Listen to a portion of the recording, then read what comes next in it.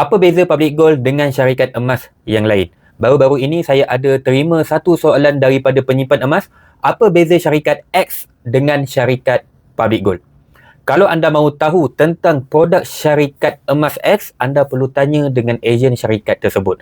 Tetapi, jika anda mahu tahu tentang Public Gold, saya sedia terangkan. Sebagai seorang penyimpan emas, jom saya kongsikan kenapa saya pilih syarikat Public Gold untuk melabur emas. Yang pertama, syarikat emas yang sangat kukuh.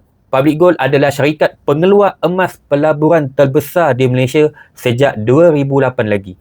Public Gold mampu tawarkan berapa sahaja kilo emas yang anda mahu dan sedia beli balik emas anda yang mahu jual. Yang kedua, spread emas yang rendah. Untuk produk emas pelaburan seperti gold bar ataupun dinar, spread hanya sekitar 6 hingga 9% sahaja.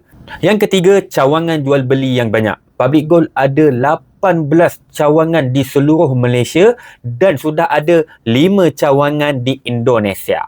Yang keempat, proses jual beli yang sangat mudah. Untuk urusan beli dan jual, emas boleh dibuat melalui aplikasi Public Gold di mana-mana sahaja. 24 jam sehari, 7 hari seminggu. Anda boleh minta PG hantar emas terus ke rumah melalui servis GIT, Gold in Transit. Yang kelima, produk patuh syariah. Semua kaedah belian emas di Public Gold telah disahkan patuh syariah sejak tahun 2014 lagi. Untuk pengetahuan anda, sekarang Public Gold sudah ada lebih daripada 2 juta penyimpan emas yang berdaftar di Malaysia, Indonesia, Singapura dan juga Brunei. Nak mula menabung emas dengan ilmu? Klik sign up di bio saya untuk saya bantu anda sekarang juga.